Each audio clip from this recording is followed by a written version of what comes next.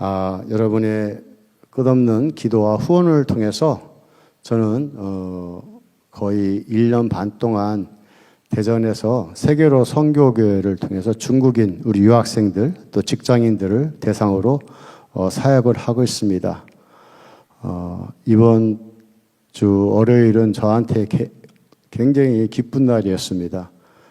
중국에 가서 처음 만났던 청년을 훈련시켜서 이번 월요일 날에 목사 안수를 받게 하였습니다. 잠이 안 오더라고요. 10년이란 세월이 그렇게 길지는 않았는데 하나님께 은혜 가운데서 이 청년이 한국에 나와서 신학을 하고 또 목사를 안수를 받았습니다. 제가 중국에서 같이 공동체 생활을 5, 6년 같이 하고 제가 미국에 잠깐 들어간 사이에 한국에서 또 울산에 있는 한 교회가 우리 그 청년을 굉장히 잘 돌봐줬기 때문에 오늘은 아침에 울산에 가서 그 교회와 같이 예배드리고 감사를 드렸습니다. 또 목사님께서 오늘 또 저녁 때 저를 이렇게 불러주셔서 독수리 날듯이 날아왔습니다. 할렐루야. 그 선교와 전도를 하다 보면 그 목적에 치우치다 보면 정말 중요한 것을 놓칠 때가 많습니다. 저는 오늘 이 말씀을 여러분과 나누면서 여러분 앞에 있는 모든 문제들이 해결되길 믿습니다. 전도와 선교를 통해서 저는 온누리교회가 축복을 받았다고 생각합니다. 제가 여러 교회를 다니지만 전도와 선교에 힘쓰는 교회는 참으로 그렇게 많지 않아요. 저는 예전에 와서 목사님한테 이렇게 여쭤봤어요. 온누리교회가 이게 온 지 얼마 안 되는데 왜 이렇게 많은 부흥이 일어났나? 그 말씀을 안 하시고 그냥 웃으시더라고요. 근데 제가 곰곰이 생각해 봤더니 그 비결은요, 전도와 선교에 있었습니다. 자, 오늘 말씀을 보면 저희는 그들에게 빚진 자니 만일 이방인들이 그들의 영적인 것을 나눠 가졌으면 육적인 것으로 그들을 섬기는 게 마땅하다면서 오늘의 말씀을 그냥 표면적으로 받아들일 때 영적인 것과 육적인 것에 대해서 말씀을 나누고 있습니다. 우리가 흔히 얘기합니다. 건강한 육체 안에는 건강한 정신이 있다. 이런 말 우리가 흔히 합니다. 특별히 우리가 믿는 사람들은요, 좋아하는 삼박자 복음이 있지 않습니까? 요한 3서 1장 2절에 나오는 사랑하는 자여 내 영혼이 잘된 같이 내가 범사에 잘되고 강건하기를 내가 간구하노라 말씀하십니다. 거기에 보면 영혼과 범사와 건강이 세 가지가 나옵니다. 전도를 하다 보면요, 많은 사람들이 그 범사, 자기가 하는 그 일에 대해서 그걸 하기 전까지는 교회에 이렇게 열심히 하지 않으려고 해요. 교인들 가운데 그런 사람들이 있습니다. 좀 더 우리가 영적으로 무장을 하고 하나님께 복 받기를 원한다면 그들이 하는 얘기가 지금 내가 이거 하는 일, 내가 공부하는 일, 뭔가 사업하는 일에 먼저 우선순위를 두고 이것이 해결되면 내가 열심히 봉사하겠다는 사람이 많습니다. 어떤 분들은 건강이 약한 사람들은 내가 건강이 회복되면 하나님을 잘 섬기겠다고 합니다. 근데 막상 그들이 그것들을 회복됐을 때 교회에 나와서 하나님을 잘 섬기느냐? 그런 거 잘 보지 못했습니다. 보면요, 영혼이 잘된 같이 범사가 잘되고 건강해야 된다고 얘기하는데 많은 사람들은 그렇게 하지 않습니다. 우리가 영적인 밸런스가 있어야 됩니다. 근데 그거를 잘 어떤 우선순위를 통해서 밸런스가 채워져야지 거꾸로 갈 때 우리 하는 일이 헛되고 헛될 수가 있다는 것입니다. 오늘 특별히 우리가 항상 선교와 전도의 말씀을 들을 때 나오는 말씀이 있습니다. 무엇입니까? 사도행전 1장 8절에 나오는 말씀 여러분 다 아시죠? 오직 성령이 너에게 임하시면 너희가 권능을 받아 예루살렘과 온 유다와 사마리아와 땅끝까지 이르러 내 주인이 되리라 말씀하십니다. 거기에 보면요, 네가 하는 일이 이루어지면 내가 권능을 받아서 한다고 써 있지 않습니다. 여러분이 건강이 회복되면 권능을 받아서 예루살렘과 온 유다와 사마리아와 땅끝까지 증인이 되라고 써 있지 않습니다. 뭡니까? 오직 성령이 임하시면 써 있습니다. 이 성령이 임하신다는 얘기는 전도와 선교에만 국한되는 일이 아닙니다. 제가 앞에서 말씀드린 것처럼 성령이 임하시면 여러분의 모든 문제가 해결되기 시작합니다. 창조의 질서를 보십시오. 땅이 혼돈하고 공허하고 흑암이 깊을 때 수면에 성령이 임하셨습니다. 그리고 말씀이 떨어졌습니다. 그러므로서 거기서 빛이 있게 되고 모든 것이 뭐냐면 성령과 하나님의 말씀이 임할 때 그 모든 문제가 순위를 정하고 질서가 이루어진다는 것입니다. 여러분, 오히려요, 돈과 명예가 있을 때 선교하기가 어렵습니다.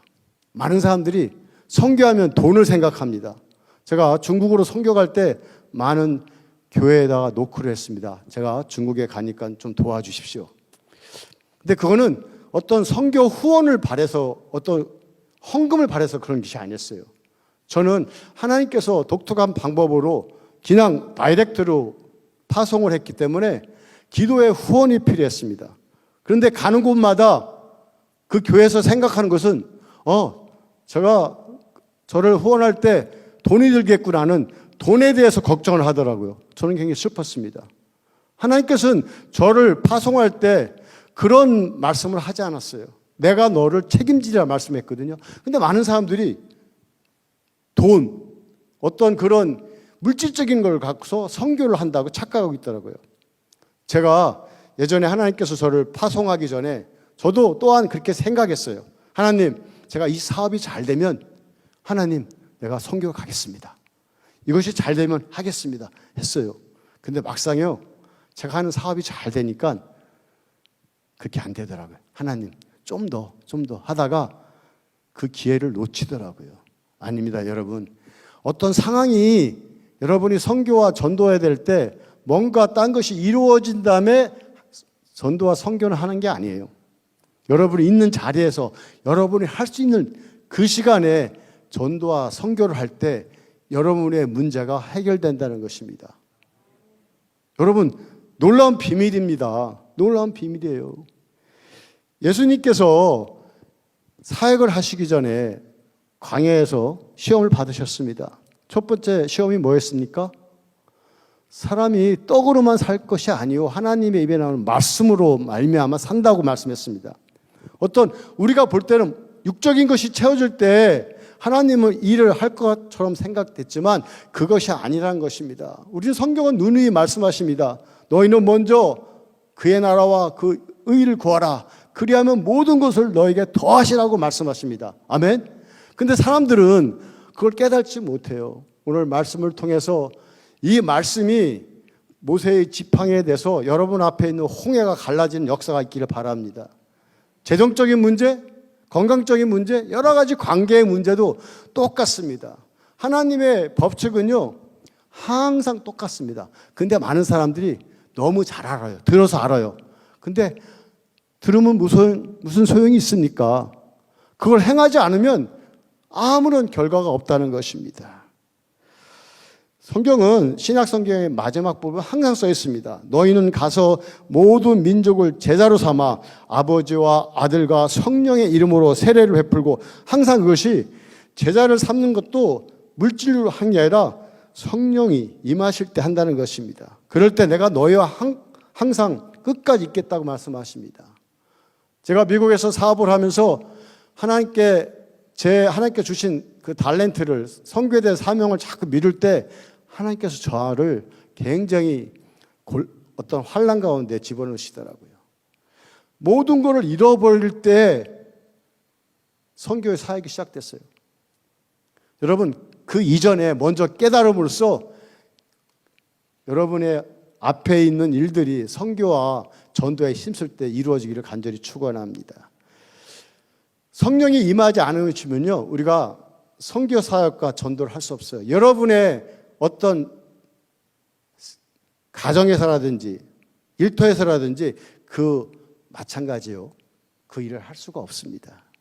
여러분, 성령이 임하시면요, 여러분들이 경험했을 거예요. 예수를 믿으면 제일 먼저 우리한테 오는 것이 자신감입니다. 보이기는 아무것도 없는데 자신감이 있어요. 사람들이 저한테 종종 얘기합니다.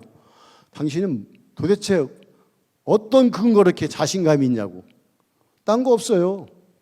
이 세상을 창조하신 예수님, 하나님이 나의 주인이 되시니까 그 이상 뭐가 더 필요합니까? 우리가 자신감이 있으면 두려워하지 않는다는 것입니다. 성령이 역사하면요, 많은 기적과 표적이 나타납니다. 또한 덩달아서 환난과 핍박에 따라옵니다. 여러분이 어떤 사람은 모태신앙도 있을 것이고, 이게요. 어떤 사람은 중간에 예수를 만나갖고서 신앙생활을 하는 사람도 있을 것입니다. 예수를 만난다는 거 그 자체가 놀라운 기적이에요. 그 일을 행할 때 여러분 여러 가지 어려움이 겪을 것입니다. 아까 앞에서 리더하신 분이 하나님 앞에 삐친 분 계십니까? 그런 얘기를 하더라고요. 삐쳐서는 안 돼요. 어떠한 그 어려움을, 그것은 여러분이 기회입니다. 하나님 앞에서 가깝게 할 수 있는 기회라는 것입니다. 그때 무릎 꿇고 하나님 앞에 두 손 굴 나갈 적에 놀라운 역사가 일어나는 것입니다. 성경에 보면 많은 하나님의 종들이 환난을 겪었어요. 그냥 환난을 겪은 것이 아닙니다. 핍박을 겪은 것이 아닙니다. 그들이 하나님의 사역을 행할 때 그 일이 다가온다는 것입니다. 베드로와 요한을 보십시오. 또 구약에 나오는 에레미야를 보십시오. 사도 바울을 보십시오. 그러나 그들이 하나님의 말씀을 전할 때 핍박이 오고 환난이 왔을 때 그들이 하는 말씀을 성경을 제가 잠깐 소개했습니다. 베드로와 요한이 대답하여 이르되 하나님 앞에서 너의 말을 듣는 것이 하나님의 말씀을 듣는 것보다 더 옳은가 판단하라. 우리가 말씀을 전할 적에 많은 사람들이 꼭 그렇게 해야 돼? 너 그러면 어려움을 당하는데? 할 때 우리의 기준이 하나님 말씀의 가운데 있어야 됩니다. 세상 가운데 여러분을 신앙을 놓지 마십시오. 우리 지금 어려운 상황에 있습니다. 지금이 여러분의 신앙을 점검할 수 있는 가장 좋은 때입니다. 저는요, 코로나를 통해서 많은 유익이 있다고 저는 생각해요. 왜? 특별히 저한테 유익이 있습니다. 내 신앙이 과연 어디에 있나를 판단할 수가 있었어요. 예전에는 잘 굴러갈 때 모든 것이 그냥 큰 노력 없이도 굴러갈 때 내 신앙은 좋은 줄 알았어요. 근데 코로나를 통해서 제가 막 우울해지기도 하고 슬플 때가 있었어요. 아, 내가 아직도 하나님을 온전히 바라보지 못하구나. 그걸 깨달았습니다. 에레미야가 하나님의 말씀을 전할 때요, 그는 정말 감옥에 갇히면서 민족의 배반자라고도 불렸습니다. 그러나 하나님께서 에레미야에게 주신 말씀이 있습니다. 그러므로 너는 내 허리를 동이고 일어나 내가 내게 명령한 바를 다 그들에게 말하라. 그들 때문에 두려워하지 말라. 내가 그들 앞에서 두려움을 당하지 않게 하리라. 아멘. 여러분, 우리가 복음을 전할 때, 복음 생활을 할 적에 우리한테 여러 가지 어려운 일이 생깁니다. 그런데 오늘 말씀을 보면 네가 두려움을 당하지 않게 하리라. 그 얘기는요, 우리한테 환난과 핍박과 고난이 없다는 것이 아닙니다, 여러분. 그럴지라도 두려워하지 않는다는 믿음이 있다는 것입니다. 할렐루야. 그 믿음을 통해서 우리가 기뻐합니다. 저 이제 중국 목사를 세우고 나서 제가 이제는 선교지로 떠나려고 준비를 합니다. 어떤 사람들이 그래요. 왜 목사님은 중국에서도 그렇고 어느 정도 안정이 되려면 왜 옮기십니까? 여기서도 이제 그 중국 목사와 같이 좀 편하게 하면 안 됩니까? 근데요, 저한테는 선교를 할 때 짜릿함이 있어요. 여러분, 스키 타는 사람들이 잘 타는 사람 더 높이 가서 타지 않습니까? 우리가 못하는 사람 볼 때 두렵지만 그 사람들은 거기 타서 정말 놀라운 기쁨을 누려요. 선교도 여러분에게 그런 것을 좀 전하고 싶어요. 여러분이 선교지에서만 그런 게 아니라 여러분이 가정에서도 하나님 말씀을 붙잡고 기도하고 나갈 때에요, 여러분, 여러분이 느끼지 못했던 놀라운 일들이 여러분의 삶 가운데 일어납니다. 아멘. 특별히 여러분 앞에 가로막고 있던 것들이 무너지기 시작합니다. 그거는 어디 가나 다 똑같아요. 선교지뿐만 아닙니다. 여러분들이 부딪힐 적에 그분을 갖고 하나님 앞에 달려가십시오. 그럴 때 놀라운 역사가 일어나는 것입니다. 두려워하지 존재지만 두렵지가 않아요. 왜? 하나님을 두려워하고 경외할 때는요, 세상 것은 그 앞에 극히 작게 보인다는 것입니다. 여러분이 잘 아시는 스데반 아시지 않습니까? 돌을 맞고 죽었습니다. 그 사람이 왜 돌을 맞으면서도 천사같이 빛나는 얼굴을 할 수가 있었습니까? 지혜와 성령으로 그가 말을 전했기 때문입니다. 여러분, 스데반이 두려워했을까요? 아니면 그 말을 들은 사람들이 두려워했을까요? 우리가 흔히 많은 사람들이 돌을 맞고 죽는 그 모습을 보고 두려워할 수 있습니다. 근데 성경을 잘 보면요, 그 들은 사람들이 두려워했다는 걸 알 수가 있습니다. 왜? 그 사람들은요, 큰 소리를 지르면서 길을 막고 일제히 그에게 달려들어서 돌을 던졌다는 것입니다. 두려워했기 때문에 그런 것입니다. 우리가 복음을 전할 때 복음적인 삶을 우리 생활과 나타날 적에 두 가지 현상을 발견할 수 있어요. 우리를 두려워해서 우리를 핍박한 사람이 있고, 어떤 사람들은 우리의 삶 가운데서 감동을 받아서 예수 그리스도를 구주로 믿는 놀라운 기적이 일어난다는 것입니다. 저는 여러분들이 복음적인 삶을 통해서 스데반처럼 돌멩이를 맞지 않더라도 여러분 삶 가운데서 정말 소금의 역할을, 빛의 역할을 하길 간절히 소원합니다.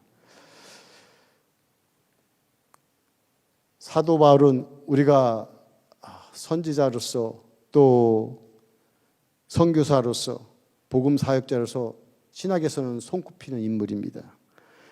그는요, 하나님의 말씀을 전할 때 이렇게 고백했어요. 오직 성령이 각성해서 내게 증언하여 결박과 환난이 나를 기다린다 하시나. 그가 갈 적에 네가 이렇게 여러 가지 일을 한다고 칭찬하기보다는 너 그곳에 가면 환난과 핍박이 있어. 성령이 말씀하신다는 것입니다. 그러나 그는 뭐라고 합니까? 내가 달려갈 길과 주 예수께 받은 사명, 곧 하나님의 은혜의 복음을 증언하는 일을 마치려 하면은 나의 생명조차 조금도 귀한 것으로 여기지 아니하노라 말씀하십니다. 여러분의 복음적인 삶을 살 적에 어느 순간부터는 두려움이 없어집니다. 여러분이 가진 것들이 그렇게 중요하지 않습니다. 하나님과의 여러분이 날마다 정말 묵상을 통해서 기도할 때마다 여러분의 삶은요, 놀랍게 변하기 시작한다는 것입니다. 제가 예전에 와서 간증하지 않았습니까? 저는 믿지 않는 가정에서 태어났어요. 예수 믿는 삶을 제일 싫어하는 사람이었습니다. 그러나 제가 이제는 선교사로서 목사로서 살아가는 것은 하나님을 만나고 나니까 이 세상의 모든 것이 헛되고 헛된 거예요. 하나님 말씀을 전할 때 가장 기쁨이 있습니다. 저는 오늘 되게 행복합니다. 아침에 울산에 가서 말씀을 전하고 기차를 타고 또 다 반석에서 이쪽에 와서 BRT를 타고 오는데 피곤하더라고요. 근데 오늘 찬양을 통해서 내가 기뻐함을 통해서 내 힘이 된다 하는 그 찬양이 저를 다시 독수리 날듯이 하는 그런 기쁨을 주더라고요. 에너지를 주더라고요. 여러분, 하나님께 사용되는 것이 얼마나 기쁜지 모릅니다. 여러분, 하나님께 여러분의 삶 가운데서 사용되기를 간절히 축원합니다. 우리가 하나님께 사용될 적에요, 우리는 상황에 갇히지 않습니다. 오히려 그 상황을 사용하기 시작합니다. 우리가 전도, 선교할 때 보면요, 외모를 보지 않게 돼요. 여러분이 정말로 전도하는 사람인가, 아니면 정말 복음적인 삶을 사는 건가, 여러분 한번 판단해 보십시오. 제가 우리 전도부랑 화요일이랑 목요일 와서 얘기할 때 그런 말씀을 전했습니다. 여러분이 교회 밖에 나가서 여러분 눈앞에 어떤 사람이 눈에 들어옵니까? 잘 입고 화려한 사람들이 눈에 들어옵니까? 그러면 좀 문제가 있습니다. 여러분 눈앞에 초라하고 뭔가 결핍한 사람을 볼 때 그 사람들이 눈에 들어올 때 여러분은 예수님의 심정을 가진 거라고 저는 얘기했습니다. 외모, 인종, 때와 장소가 여러분의 신앙을 방해하지 못한다는 것입니다. 오히려 그거를 통해서 복음이 전파되는 역사가 있습니다. 오늘 로마서 15장 다음에 16장이 나오는데 거기에 보면 수많은 사람들 이름이 나옵니다. 그 사람들 이름을 가만히 쳐다보면요, 라틴 사람, 아프리카 사람, 헬라 사람, 로마 사람, 수많은 인종들이 나와요. 그게 무엇입니까? 복음을 전할 때 외모를 보지 않았다는 것입니다. 어떤 상황에 대해서 자기가 선택한 게 아니라 하나님께서 인도하는 대로 그 상황에서 최선을 다했기 때문에 놀라운 역사가 일어났다는 것입니다. 제가 올 여름은 굉장히 행복했어요. 행복했던 이유는 화요일과 목요일 날 이곳에 와서 전도부와 같이 전도를 한 것이었습니다. 많은 교회들이 코로나를 통해서 움츠러 있을 적에 우리 전도부들은 목에다가 팻말을 걸고 그 상황을 지혜롭게 이겨냈습니다. 코로나는 마스크가 필수, 행복은 예수님이 필수. 저도 그걸 세종에 오면요 목에 걸고 세종시 앞을 지나갑니다. 사람들이 쳐다봅니다. 오히려 더 좋더라고요. 마스크 쓰니까 얼굴도 잘 안 보이고 말할 필요도 없고 그냥 가는 거예요. 또 대전에서도 버스 정류장 같아서 들고 있습니다. 사람들이 뭐라고 안 해요. 말 안 하니까 막 합니다. 얼마나 편한지 모르겠어요. 어떤 상황을 우리가 복음을 전하는 그 상황으로 오히려 역전시켰으면 좋겠습니다. 오늘의 말씀에 가장 중요한 것은 제가 한 것처럼 전도 선교보다 더 앞서 있는 것이 오늘 본문에 숨어 있습니다. 오늘 본문은요, 바울이 로마 교회에 편지를 쓴 핵심 구절입니다. 바울이 로마 교회에 가서 선교 후원 요청을 위한 것을 나타내고 있습니다. 마게도냐와 아가에 가 있는 이방인들의 헌금을 받아가지고 예루살렘에 연보를 전하는 것이 오늘의 말씀 가운데 나오는 것입니다. 사도 바울은 이 일을 통해서 로마 교회한테 뭔가 자기 자신을 드러내려고 합니다. 그래서 로마 교회한테 후원을 요청을 하려고 하는 것입니다. 내가 하나님의 일을 해야 되는데 여러분이 도와주십시오. 그걸 하고자 하는데 그보다 앞서 한 일이 뭐냐면 연보를 통해서 이방인과 예루살렘의 유대인들과의 하나가 되는 분열된 것들을 하나로 만드는 것이 중요하다고 생각한 것입니다. 선교하기 전에 우리는 분열이 일어날 때가 있습니다. 교회에서도요. 여러분 분열할 때가요. 꼭 좋은 일 할 때 분열이 일어날 때가 많아요. 선교지에 대해서도 분열이 일어나고요. 누굴 구제할 때도 자기 생각도 하다가 분열이 일어날 때가 있습니다. 참 어처구니가 없어요. 근데 제가 왜 분열이 일어날까에 대해서 생각을 해봤어요. 꼭 교회에서도 당에서 교회는 좋은 일 할 때 분열이 일어나지 않습니까? 보면요. 사도행전에도 그렇습니다. 사도들이 복음을 전할 때도 분열이 일어났어요. 헬라인과 히브리인 간에 분열이 일어났어요. 그래서 사도들이 어떻게 했습니까? 자기들은 온전히 복음만 전하고 헬라 지사님들을 다 뽑아가서 구제 일을 맡겼습니다. 우리가 그런 지혜가 있어야 됩니다. 왜? 우리가 어떤 분열이 있을 때요. 첫 번째 오늘 말씀대로 빚진 마음이 있나 없나를 우리 자신을 바라봐야 됩니다.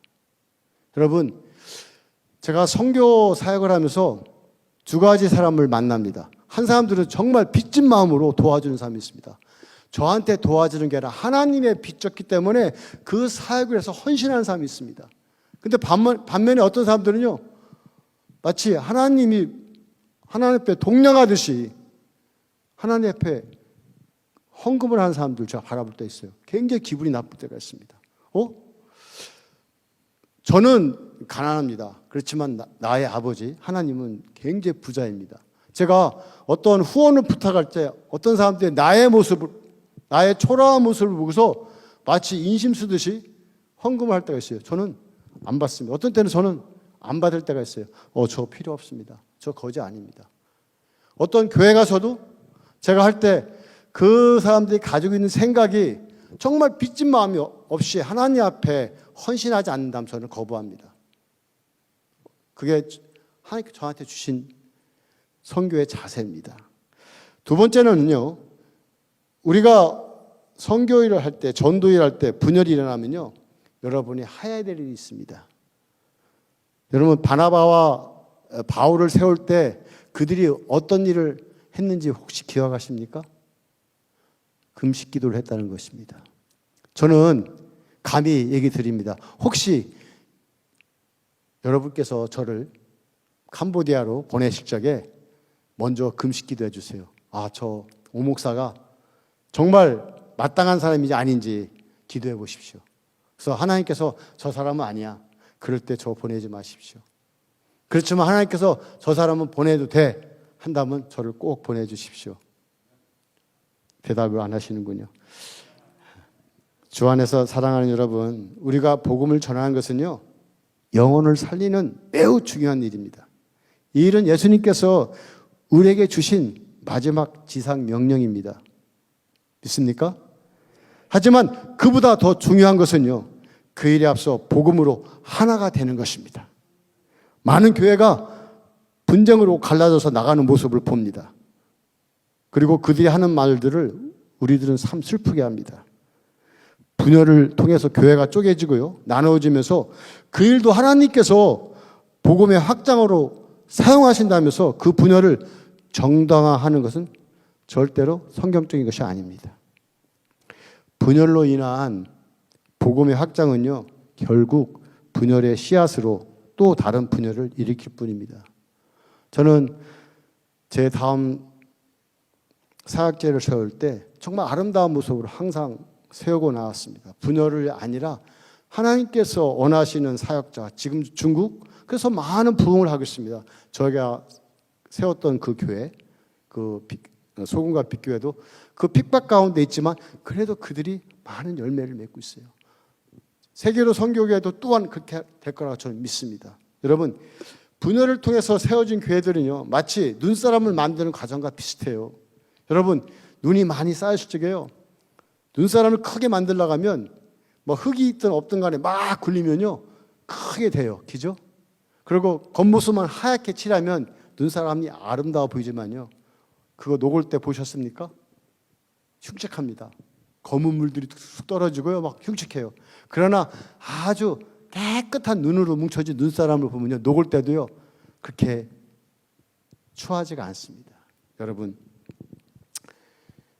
올바른 성격적 복음의 확장은요, 우리가 하나 되어서 온전히 하나님께 영광을 돌릴 때 그것이 원동력이 되어서 복음을 전파되고 전도와 선교가 열매를 맺는 것입니다.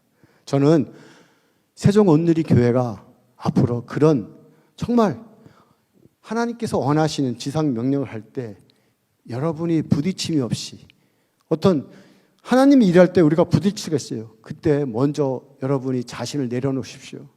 그리고 금식기도 하십시오. 그것이 나한테 걸릴 때 여러분 금식기도로서 그 부분을 하나님께 달려가 보십시오.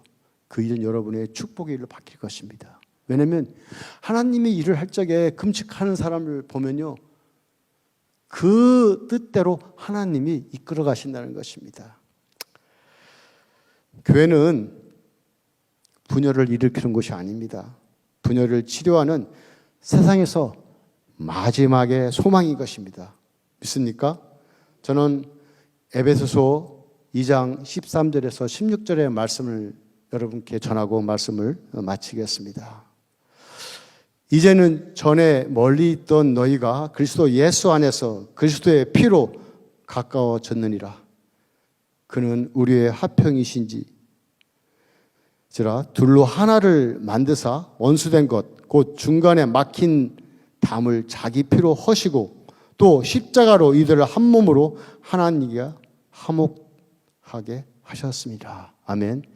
여러분, 우리는 예수님의 피로 하나가 된 사람입니다. 우리가 하나 된 한 형제고 한 자매입니다. 하나님의 일을 할 적에 초대교회처럼 정말 우리의 인간의 지혜로 하지 않고 날마다 성령께서 이끄시는 그런 삶이 되기 원하십니다. 특별히 전도와 선교할 때 하나가 되는 모습으로 하나님께 영광을 돌리는 우리 세종 온누리교회가 되기를 원합니다. 또한 이 말씀 가지고서 여러분의 가정의 모든 것들이 해결되는 축복이 있기를 주님의 이름으로 축원합니다.